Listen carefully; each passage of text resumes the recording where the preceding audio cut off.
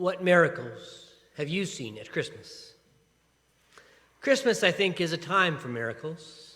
Sometimes they're big, like the ones we find in the stories, like the Grinch or Ebenezer Scrooge, complete changes. But most often, I think they're small, everyday things we could easily miss.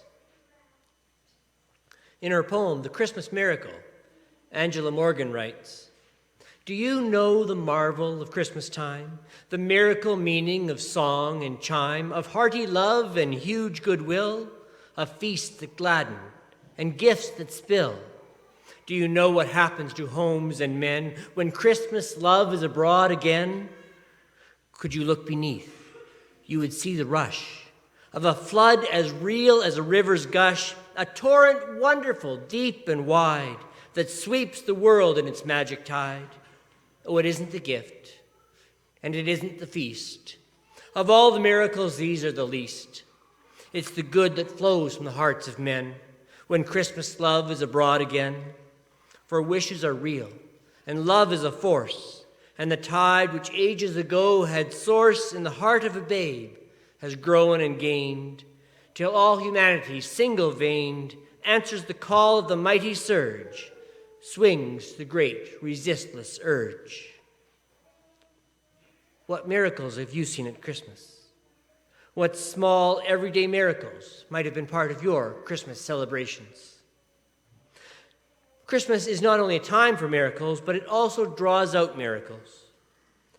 As we tell again the story of God breaking into the world, of God becoming one of us, the Word made flesh, we are drawn to look for the miraculous around us. At the same time, the story, the spirit of the season, draws miracles out of us. I think, for example, of the phenomenal amount of giving that happens this time of year. Salvation Army campaigns, Toys for Kids, Christmas hampers, adopt-a-family programs. What is the success of those things if not a miracle? Even when times are tight and everyone expects givings to be down, I'm surprised how much success they have.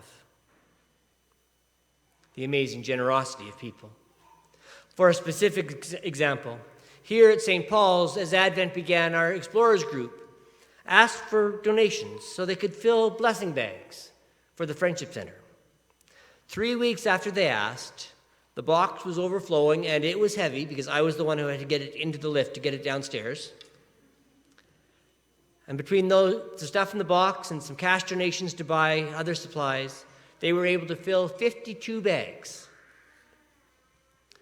When Brenda took them to the Friendship Center and said they have 52, they said, "Oh, good. We have 50 clients who could be using them." Is that a Christmas miracle? The ghost of Jacob Marley tells his former partner, "It is required of every spirit to walk among our neighbors." Too often we might fail to let our spirits do that. Maybe we're too busy. Maybe we're too wrapped up in our own stuff. Maybe we're just plain tired. But there's something about Christmas that pushes our spirit out and about. That might be a miracle in and of itself, but certainly it allows more miracles to happen. When we reach out beyond ourselves and share gifts of love, miracles happen. The next stanza of that poem, The Christmas Miracle. "Oh, vain is the boast of the hardened one, who scouts what centuries have done, be he ever so mean, be he ever so cold. Though his heart be flint and his claim be bold, his veins will tingle, his pulse will thrill, to the sound of peace on earth, goodwill. Why, even the man who grips his purse with a stingy mouth and a cruel curse must yield to the flood and be borne away, to join in the glory of Christmas Day." So I ask again, what miracles have you seen at Christmas? Were they big and showy, or were they small, every day? Something like one bored child choosing to entertain another young child and getting a hug in return. Or strangers connecting so that nobody is alone over the holidays.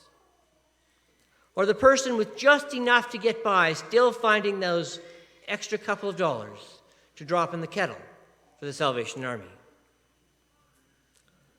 or some other gift of love, shared with a neighbor, a friend, a family member, a stranger?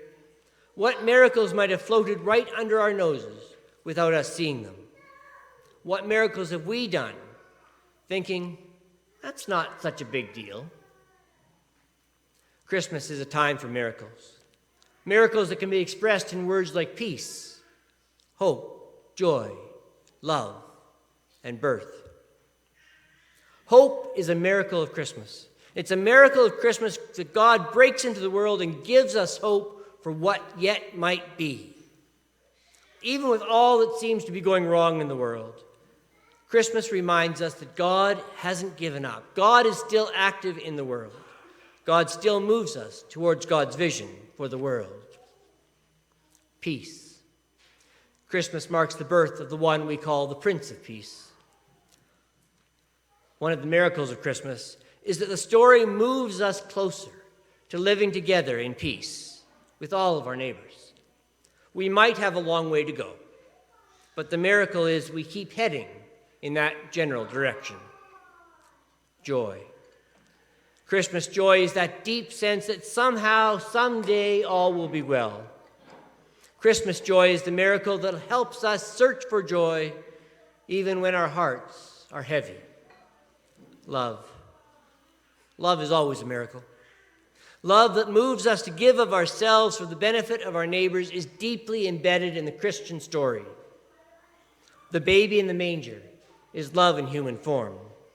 Love shown in grand gestures, but also in gentle, everyday kindnesses, is the miracle that keeps the world turning, keeps us hopeful, leads us to peace, and gives us great joy. Birth. New life, new possibility. Birth is a miracle.